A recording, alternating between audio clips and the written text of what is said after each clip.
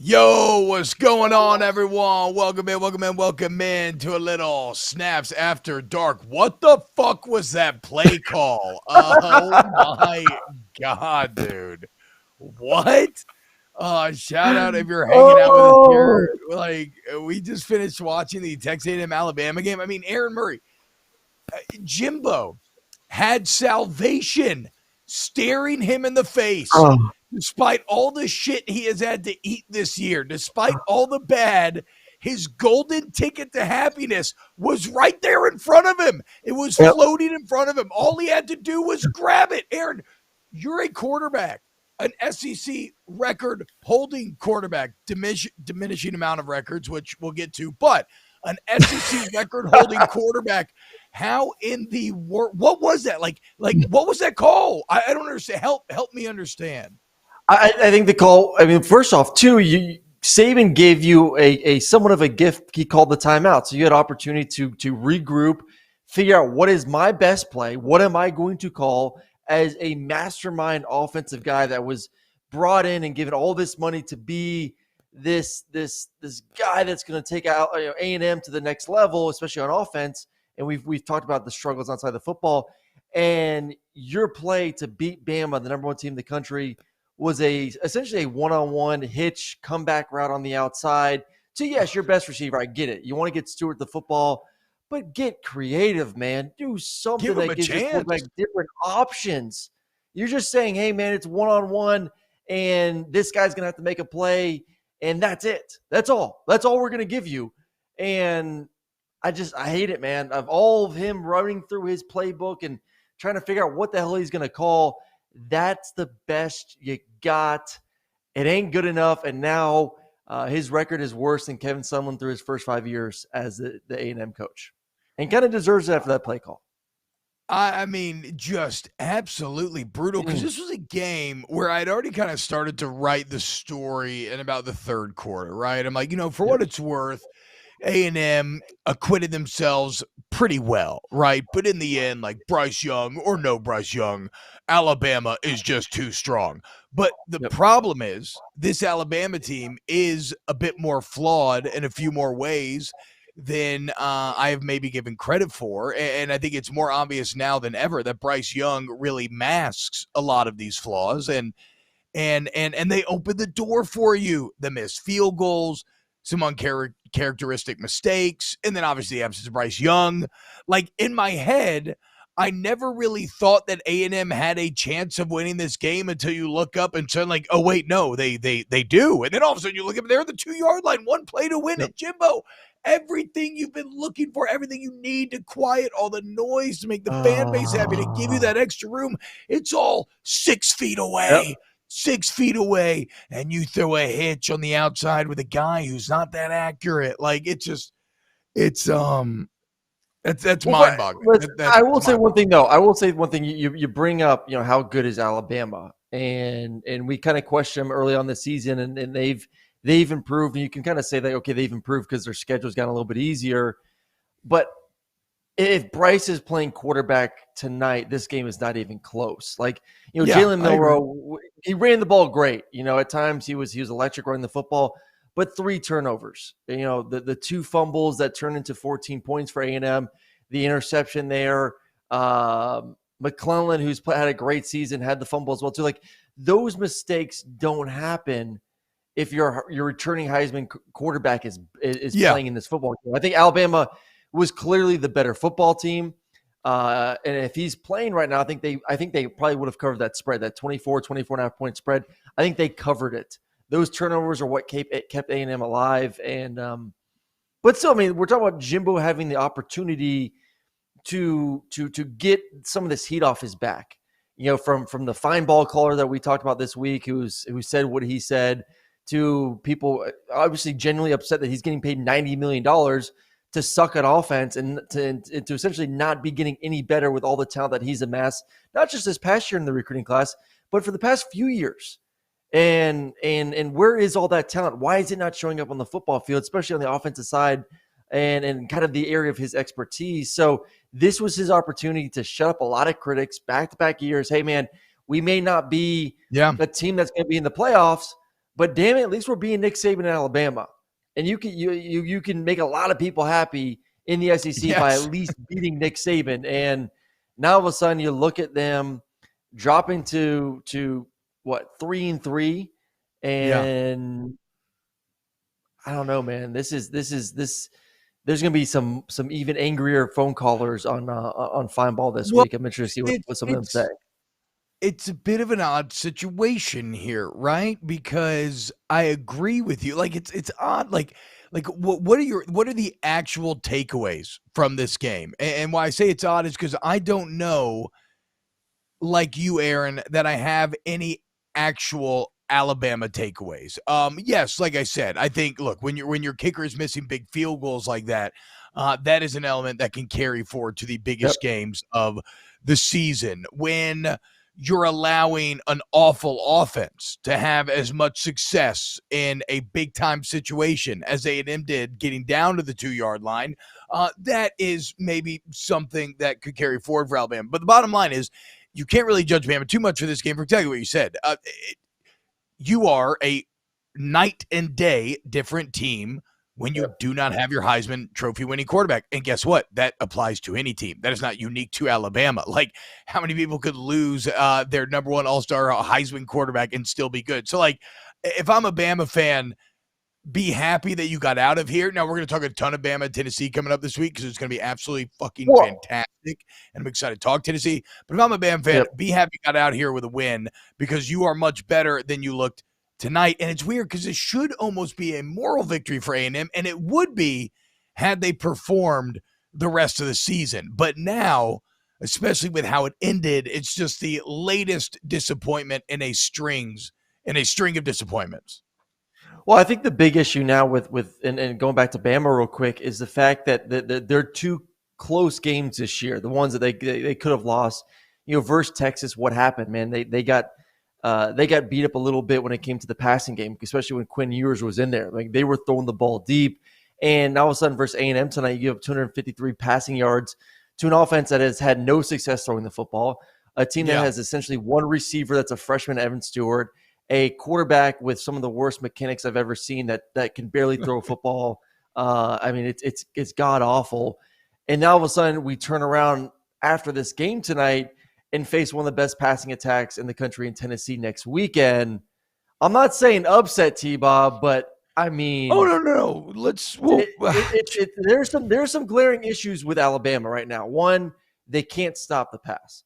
Two, I still question their receivers. They made some plays tonight throughout the game, and you saw some speed, you saw some explosion, but it's still a good offense, not an elite offense. And is this team a playoff caliber team? I still think it is. Like, that D line's nasty, that front seven's nasty, Bryce Young's nasty, Jahmyr Gibbs is a freaking stud. Like, they have the pieces to make it to a natty. But there's also some weaknesses there where I would not be surprised if they drop a game this season. Brum, put the tweet back up there, dude. I know in your producer heart that there is nothing that you love more than putting a Johnny Manziel tweet on the screen. Let's go. Johnny Football Chicken. In every single practice, you have a goal line period and practice those type of situations. That's a joke of an ending for the Aggies. And, I mean, I think Johnny kind of speaks for everybody. Again, to me, the story of this game is it was supposed to be a funeral. Texas A&M jumped out of the casket, said, "Surprise, motherfucker," and made it into a street fight. But in the end, Bama escapes. And I'm not sure that this game will matter at the end of the year to anything again, with Bryce Young, you're two different teams. But Bama does feel fallible, okay, against the best teams. Georgia has looked fallible this season. Ohio State continues to just sail through the Big Ten like they do every year. It's just fucking so smooth and so easy, and nobody's any good or can keep up with them. Do we see a change on Monday, Aaron? Is Ohio State going to be number one in the next AP Top 25? Well, I told you last week I thought Ohio State should be number one in the latest AP poll. And listen, they haven't really been challenged this year. Michigan State is horrendous. Wisconsin just fired their coach last week. Notre Dame is average football team this year. Did Notre Dame actually win today? I think they were winning They last beat night. By the BYU. way, if you saw my reaction a little bit ago, FSU was down to driving in field goal range, and Jordan Travis threw an awful pick. NC State escapes 19-17 winners over the Seminoles. So Notre Dame's won 3 in a row, which makes that win for Ohio State look better for week one. But my big test, I brought it up this past week on Snaps. It's like, hey, they play at Penn State on the 29th. Like, that's going to be a hell of a test. But yeah, as of right now, when you look at Ohio State and CJ Stroud and that defense, and knowing that like Jackson Smith and Jigba has really not played this entire season, and they've looked the part, then yeah, and you can say Georgia also, and listen, I'm going to dog on my dogs a little bit here. Georgia's looked bad against bad teams too. Like Georgia for the past 3 weeks has played scrubs in games they should have dominated. And yeah, they dominated today, but really wasn't in. It didn't feel like a domination for the majority of the game. Ohio State's doing what they need to do against lesser opponents, and they look the part of a number one team. So kind of how I would view it right now is I would put Ohio State at 1. I'd still put Alabama at 2, knowing that this game probably would have been a lot different had Bryce Young been the starting quarterback. And then I put Georgia at 3, Clemson there at 4, right behind them. Okay, so look, let's move on from Alabama A&M. Again, I could not find a win on the board today. Kansas almost gets it done, losing Jalen Daniels. End up 0-2-1 on best bets. Overall, awful. Of course, I took a little money line play live on A&M, thinking, ooh, let's just chase some losses, get a little back today. And because everything went wrong today, it still went wrong. One thing, Aaron, that we maybe did get right is we told you that if Quinn Ewers played, we were going to play Texas. Now, that said, I don't know exactly that I expected it to be 49-0. And because this is how we approach these conversations, Aaron, in this huge game for both of these teams, they prepared to leave the friendly climes of Big 12, move into the SEC. Did this game, Texas 49, Oklahoma 0, did this say more about the Longhorns or more about the Sooners to you? I told you, man, you didn't believe me, but I told you if there's a team that I believe in, it's Texas going forward. And you brought all these incredible stats about Oklahoma and their Heisman Trophy winners and their conference champions and this and the other. I don't care. The brand of Texas is bigger than the brand of Oklahoma, and the way they're recruiting right now and the money that's going to be coming in through NIL is just bigger. It's better, and they're going to be in a position to be more, I would say, more successful earlier on when they do make the jump into the SEC. And today was a huge step. I mean, the name of the game is recruiting. And when you can win your biggest rivalry the way you won today, that is a huge boost for Sark and that football team, who's already on fire right now after getting the Manning a couple months ago. So I think this says a lot about both teams. I think it says a lot about Texas and Quinn Ewers in the direction of this football team, the excitement around the offense, and also once again goes to the issues that Oklahoma has. They're lacking on offense, and defensively, we thought that with this new coaching staff that you would see much better improvement, especially as the season progresses. And they're getting worse on defense, and that's scary, man. Like, you're going in the completely wrong direction. That was an embarrassing loss. I know you didn't have your starting quarterback. Davis looked bad last week when he came in. He looked even worse today when he came in there. So I'm worried about Oklahoma, but Texas right now. We talk about a team that's playing with some confidence with Quinn back at quarterback. This is a team that may be the best team in the Big 12. Look, okay. So that's funny that you said that, right? Because that's kind of where I ended up on the Texas side of the equation here. Like, what a statement. Like, all of a sudden, they feel like a team in a Big 12 that still doesn't have a superpower, though I love how Oklahoma handled Texas Tech today. It's kind of ended up about what we expected there. An offensive shootout where, in the end, Oklahoma State's just a bit tighter than Tech is. But like with Quinn Ewers at quarterback, I'm not going to, the same way that I'm going to give Bama a pass for this because they didn't have Bryce Young, right? I'm going to give Texas a bit of a pass for that Texas Tech loss with no Quinn Ewers, because Quinn Ewers makes all the difference here, Aaron. And he is a guy who maybe the best thing you could say about him and why I felt so confident in him coming into this game is that he loves the big stage. Look at how he came out in that Alabama game, so comfortable, throwing it down the field, aggressive, taking shots. Here he is, State Fair, packed house, the biggest game on the schedule each season, and he just looked like it was easy, dude. Like, he looks pretty unflappable, and it's kind of interesting because when I asked LSU coaches all summer long, who's going to be the LSU quarterback, right? Who's going to be the LSU quarterback? The thing that they constantly said was like, okay, whoever can handle the pressure of being the LSU quarterback. Well, Quinn Ewers can handle the pressure of being the Texas quarterback. And so, yeah, Texas now feels fully back alive in the Big 12 race. It's so funny how quickly things can change in college football. But really, Aaron, to me, the more interesting thing is Oklahoma. It's 3 losses for Oklahoma in a row. They are not a good football team. You get beat by Kansas State, who was in a dogfight with Iowa State. I'm not sure who ended up winning the game. You lose Kansas State. You lose to TCU. Lose 49-0 to Texas. And talk about the best team in the Big 12. Aaron, is Oklahoma the worst team in the Big 12? Maybe.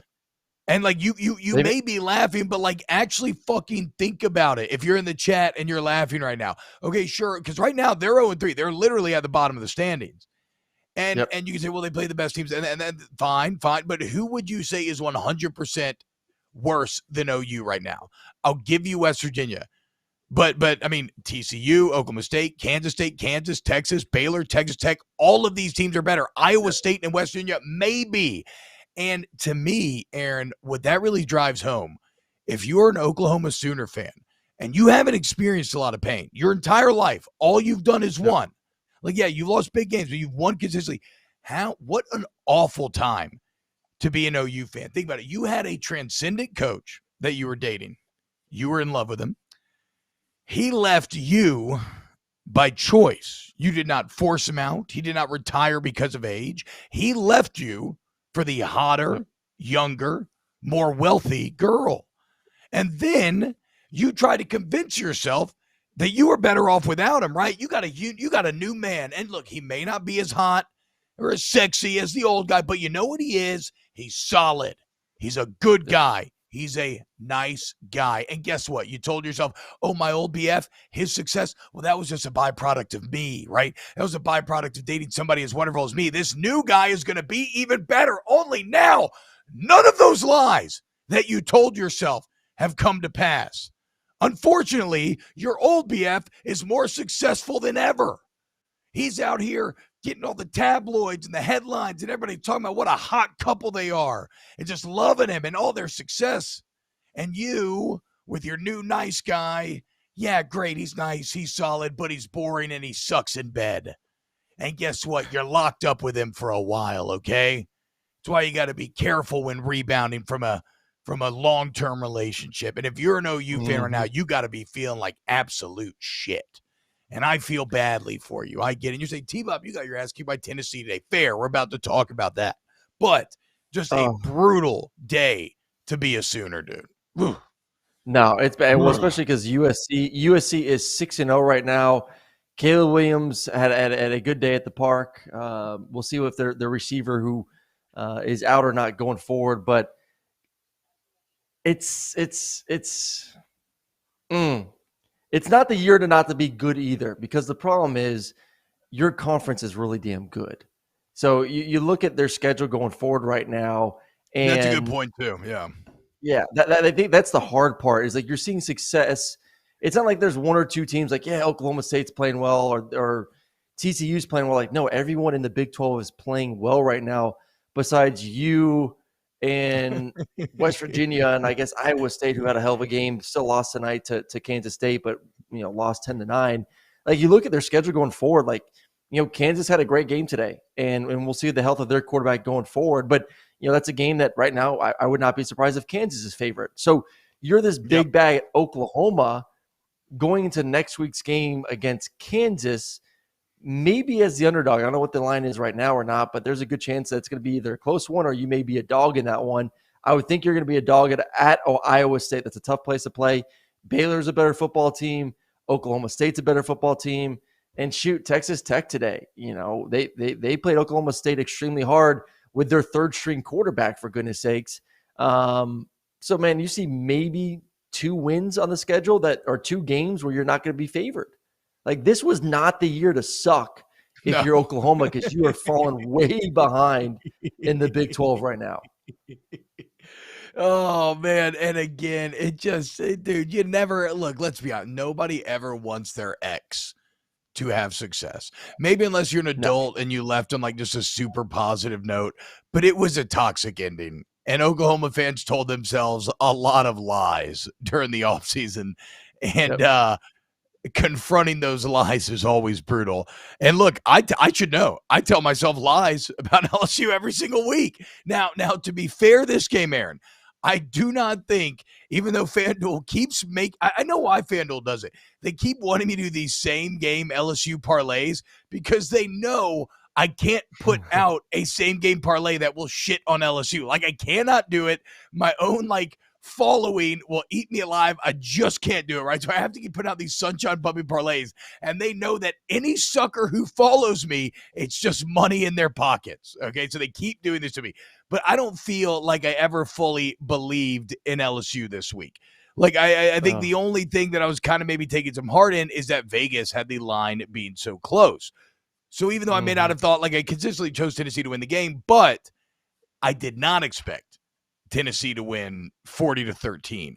And I want to be clear about this. I do not want to approach this being an egocentric LSU fan, because to me, this game is more about Tennessee and what they did than what LSU didn't do. Like, the story of this game should be a top 10 Tennessee team going into a hostile environment and absolutely dominating every single aspect of the game.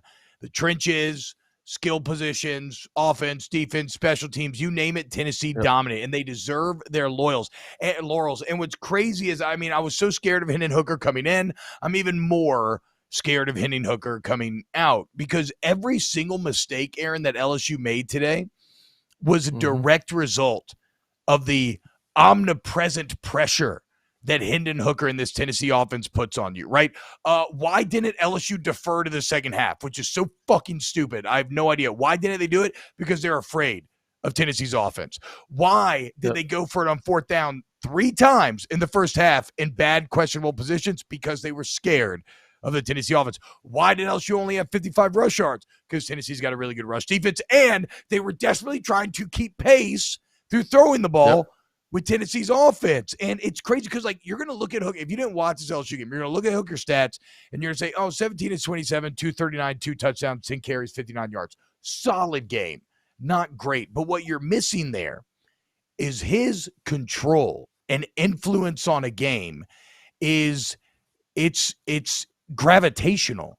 He is the sun, and every other player on the field is rotating around him when he is out there. And so, that's why they ran for 263 yards, okay, on a team that's been pretty good against the run. Because Hendon Hooker, because the amount of defensive resources committed to stopping him. That's why they went 3 of 3 on 4th down, where one's him scrambling, one's a shovel pass, one's a short run. He just controls every single aspect of the game when he's on the field and when he's off the field, because of his implied threat. He continues to throw the best deep ball in all of college football. Hendon Hooker, take a fucking bow, man. That offense is incredible. No, we're trying to figure out who's going to be in that Heisman category, who's that Heisman talk. If Hendon Hooker is not in it, he needs to be in everyone's poll right now. He's a probably top 2-3 guy at the moment, no doubt about it. And he's doing it right now without his best receiver. That's to me, that's the scary part about this Tennessee offense. For the past 2 weeks, they have done it without their number one guy on the outside, and they're getting guys that continue to step up. But I'll put more on Hendon's shoulders. Hendon is not afraid to spread the love. With Cedric Tillman out, Jalen stepping up, Hyatt's having a tremendous job. Brew McCoy's making plays, Keen's making plays. You saw Jabari Small have a great game running the football. I don't know how you slow down this offense right now. The tempo, the speed, Hendon's ability to run, his eagerness to take care of the football, not put it into harm's way. This is a team right now that is playing better than most teams in the country, and that's why obviously they deserve that number 8 spot. I would not be surprised if they move up after this weekend based on that performance, and why I kind of feel really good about them heading into this weekend versus Alabama. I think Bryce will play. I think that the goal was, hey man, we believe we can win this game versus A&M without our Heisman winning trophy quarterback.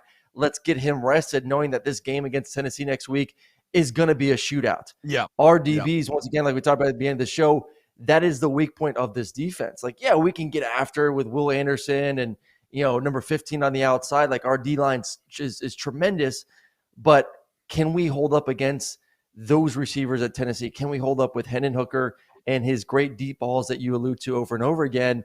Yeah. We better be ready to go. So I love this game next week.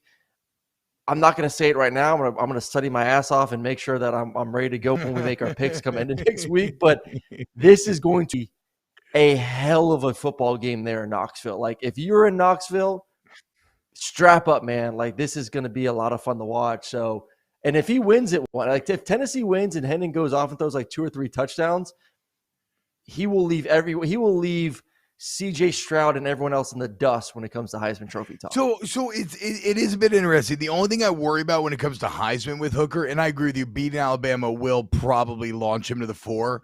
It is the thing, though, where his stats are not as just like high volume overwhelming, right? So I hope that What are you compared to a at? CJ Stroud. I mean, compared to a CJ Stroud, look at the numbers. They're not, dude. He had 8 touchdowns coming in today, so he has 10 now. Like, they're not at a Will Rogers, CJ Stroud, like, Timmy Chang sort of level. Yes. I hope that the Heisman committee, if he were to go out and beat Alabama, I just hope that they take these things into account, like the actual effect that he has on the game. From the LSU perspective, Hal Jubin says, T-Bob, I don't want to get you off track, but do you think LSU bounces back next Saturday, beats Florida? Look, from the LSU perspective, this is the type of year that you are in.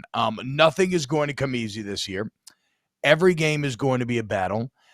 You can take heart in that I don't think that you will look as bad as you did today again, most likely. But on the same hand, I don't think you're probably going to look as good as you did against Mississippi State again this year. You are volatile, and you are thin, and you are young, which comes with its own volatility. And I still believe in Kelly. I'm not worried about personnel-wise, the future. I think they'll recruit well. I think they'll get that right. What makes me a bit frustrated today, well, first off, within this year, I felt like this is the first time there was real regression, some of the same mistakes we made again. But what really sucked today, I was watching the game at Don Juan's Cigar Bar where we do our post-game show from. My buddy Chase is hanging out with me, and he hit the fucking nail on the head. He just said, dude, watching these offenses right now from a philosophy standpoint is so depressing. It felt like LSU was driving a Ford Pinto and Heupel's out there in like a Lamborghini. Like it's just LSU felt so old and boring and almost Jimbo-like, whereas everything Heupel did felt so cutting edge and threatening and just like you were on your back heels the entire time, where and Denbrock does kind of run a bit of an older system. They say they have to have a tight end in the game, right? And so that feels a bit limiting in some disappointing ways, because I feel like it's an offense that Denbrock's that is going to be more talent dependent than some of the other elite offenses that you're seeing right now. Like, why was Heupel's offense created? Why was the air raid created? These were created to mask some talent deficiencies. You don't have to be great on the O-line to run the air raid, or you got to, you have got to have a quarterback, right? But like, so it's just, that is probably the most upsetting part. I think another good example, T-Bob, is Kentucky. I mean, look at Kentucky's offense. Yeah. It is just, it's static. It's blah. They use the entire, they take pride in the fact that we're super pro style and we're going to use every second of the play clock and we're going to just run the football and pound it out. And it's boring as hell to watch. And what's the strength of their team? I mean, Rodriguez is back and they look good and powerful tonight running the football, but they're not putting points on the board because they're not creating any sort of explosive plays on the outside. And they got damn good receivers. And I do think Will Levis is a good quarterback, but they're not playing to that strength. They're playing old school mentality football, and that just doesn't work in this age. This is an age of you better create explosive plays. You better find ways to get the ball into your playmakers' hands. And they're not willing to do that. And it bit them in the ass tonight versus South Carolina.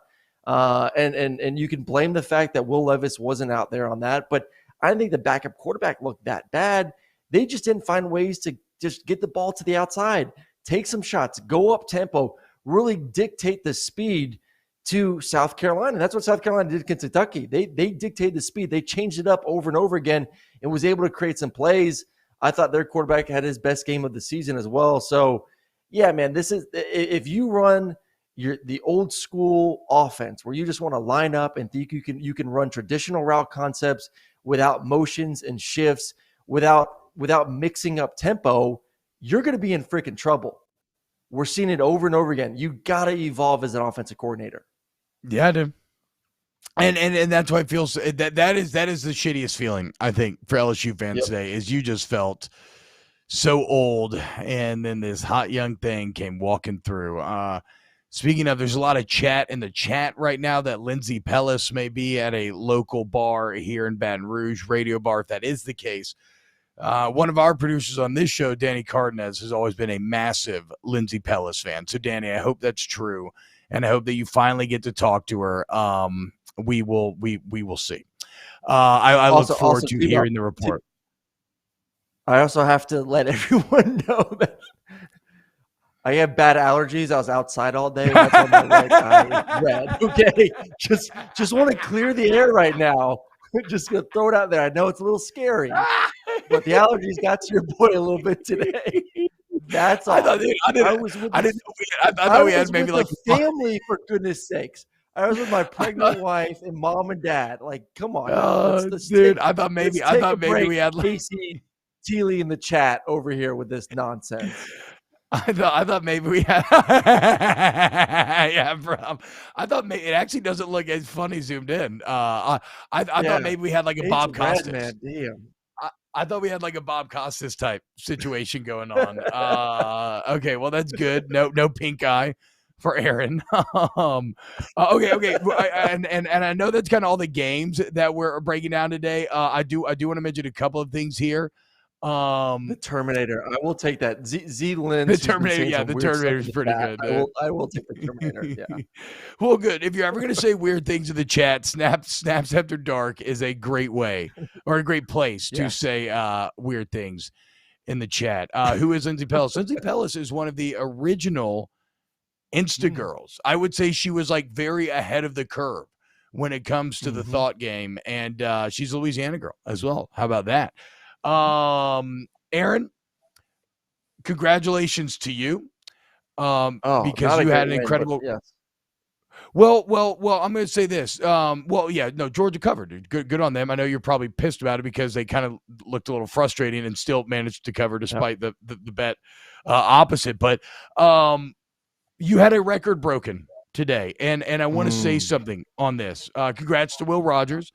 He broke Aaron Murray's SEC completion record. But, like, with all the Aaron Judge talk in the air, everybody's talking about asterisks on Barry Bonds and the Royd Bros. How about we put an asterisk on Will Rogers and the Raid Bros? Okay, I mean, it's like, what is the air raid? That's not really, that's not the same. Like, your completions were harder earned than Will Rogers. Like, what if every time instead of handing the ball off, you just threw it 3 yards? Like, we could have stacked completions as well, dude. So if we're putting asterisks on Bonds and Sosa and McGuire, let's throw an asterisk on Will Rogers and Mike Leach in Mississippi State. Okay, congrats. What's his stat? I want to know how many completions. But I'm not appreciating the record in the same way that I did yours.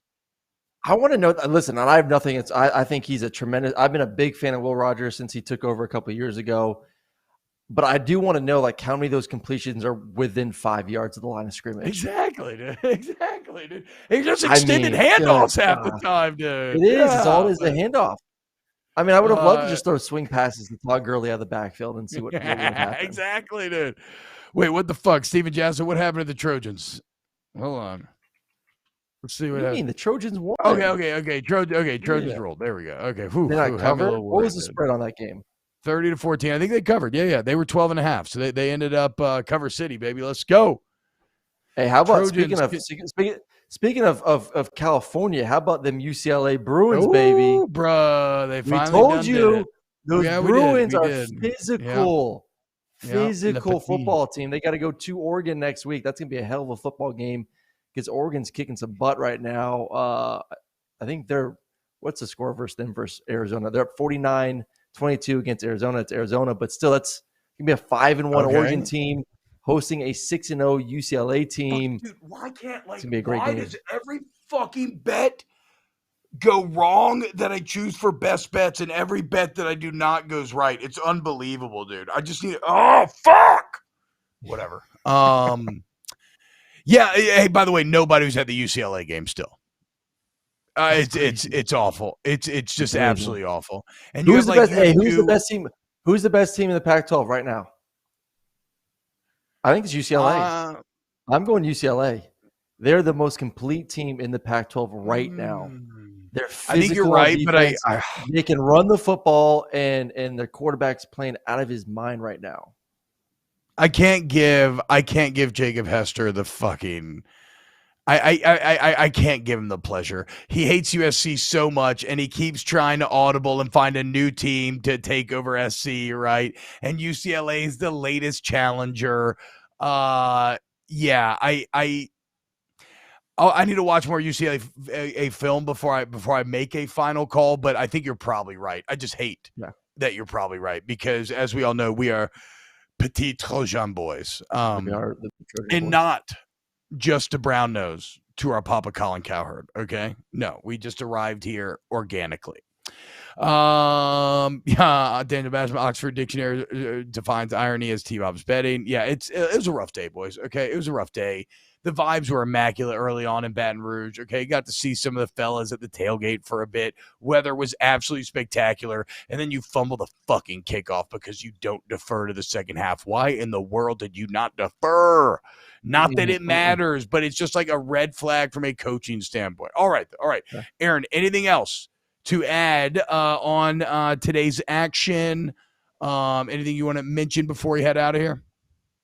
Man, it was the day of backup quarterbacks. I'll tell you that. It felt like every game I was watching, there was backup quarterbacks playing, and it got ugly at times for a lot of these guys. But you better have a backup, as we're seeing right now, because a lot of these teams, if QB1 goes down, you better freaking worry a little bit. And a lot of these teams do not have someone that's ready to go in the wings. I mean, how many backups do we see today? I mean, Kansas had to go to their backup. NC State had to go to their backup. Kentucky played with their backup. Texas Tech had their third-string quarterback in there. I mean, Alabama had their backup. A&M had their backup quarterback in. Auburn played with their third-string quarterback. A lot of backup quarterbacks today. And I would say most of them lost the football game. Christy Evans says Tennessee looked awesome today. Yes, and let's be clear. I know I am an LSU guy, and so – I tend to approach things from that perspective, but this is more about Tennessee. And I am hyped to watch this Tennessee-Bama game next week, and I will be rooting on the Vols because they're like Alabama fans still have an irrational hate for Tennessee. Like, considering they beat him like 18 years in a row or whatever it is, like they still feel threatened about him. All my Bama friends still like go out of their way to like talk shit about Tennessee and their uniforms and everything. Them losing to Tennessee would make Alabama fans so mad. It would make my year. So, and it looks like they can. I mean, it definitely looks like they can, Bryce Young or no Bryce Young. I think it's also Tennessee defense gaining in confidence a bit here. So, we'll see. Shout out to Tennessee. Told you it might be the fourth best team in the country a couple weeks ago, right? Blind squirrel? Probably. Steven Jasser, you guys think Ohio State will be number one next week? We touched on it early. I mean, I would put them number one. I don't know that the polls will. We will. We'll see. We'll see on Monday. Yeah, I think they deserve it. I think they deserve it. Yeah, I think so too. I really do. I'm interested in where Georgia ends up. They were 2 last week. I wonder if they drop them down a little bit. Clemson's looking good right now. Well, USC's. I would. Go ahead. Oklahoma State, that was a big win today. I thought they were going to crap the bed. They were down early in that game and found a way defensively to pull it out at the end. Still think if Texas Tech's backup quarterback wasn't playing, that I worry that they won that game. But it's going to be a big shot. I mean, right now, I would move Tennessee. I would move Tennessee up to like 6. The I'd move problem them ahead is of Oklahoma State and USC. in the AP though, it's tough to move when people don't lose, right? No, It's like, I know. can you But like, really move Ohio State to who would 1? win right now? Who would win between Tennessee versus Oklahoma State, Tennessee versus USC, Tennessee No, versus Clemson, dude. Tennessee Okay, versus no. Michigan? That's no, exactly. I No, think Aaron. Tennessee wins them all. That is why when we asked that question about who is 4th best in the country, that's how I landed on Tennessee, was that exact mental exercise, right? Like, okay, head to head, who would we favor? And outside of the top 3, you would favor Tennessee over any of those teams. 100%. And that's a bit I'm with you. interesting. Has there, last thought of the night, has there ever been a national championship winning quarterback that looks less like a national championship winning quarterback than Josh Heupel? I mean, it is unbelievable. If you saw him and asked what, like, there is no earthly way that you would think that he was a quarterback that won a natty. Look at this stream right now. Look at Aaron Murray. Okay, that's what a QB1 looks like. Josh Heupel, I got to give you love here, holding it down for the big boys. You could tell he was always an O-lineman in spirit, and now he's got this incredible offense just threatening and cutting up everybody throughout the country. $5 million contract, got a raise, $1 million raise this offseason. He goes and beats Nick Saban, Alabama this weekend. He made double. He made double in salary this offseason. Dude, just ask Gus Malzahn. That's how Gus kept getting the extensions and the raises. Dude, just beat Bama. Jimbo, that's all you doubled. Had to do. Jimbo, that's all you had to do, dude. You know Tennessee's got money, man. Yes. You double that man's contract. Well, and they've got that special combination of money and a fan base that feels like they are finally getting to the promised land after 20 years of wandering the desert, right? Of just being shit on. And these are all fans. Like, the people who would have money now would be around 40 years old. So these are fans who grew up with Tennessee being dominant and in young adulthood have had to eat shit for about 2 decades now. And now they finally get a sniff of being back and they've got money and they can use it now to be more effective than ever. They desperately don't want to lose it. Yes. Like, Tennessee is dangerous because of that. Everything's kind of lining up for them. And then as far as Heupel goes, he's just going to have to prove to be able to keep this going post-Hooker. Can you do this with the next guy? And that's a really big question, but that's not a question for today or even this year. For this year, Tennessee fans need to love this ride, enjoy this ride, and just see how far this ride ends up going. What is the opening spread for Tennessee, Alabama? 10.5. 10.5. I like that. What the fuck? Yeah, right? Like, we're smashing Tennessee there, right? I think so. I like that. Well, I'm going to get out of here. I wonder if that goes down. That has no. It's down to 8.5. Okay. So that opened up and it immediately moved. You're like, okay, dude, I'll definitely take that, dude. Damn. Oh, damn. I would have jumped on that at 10.5 in a heartbeat. Damn, that sucks. I was too slow. All right, Aaron. Great job, man. How was Athens today? I didn't ask. How was tailgating, the whole deal? All good?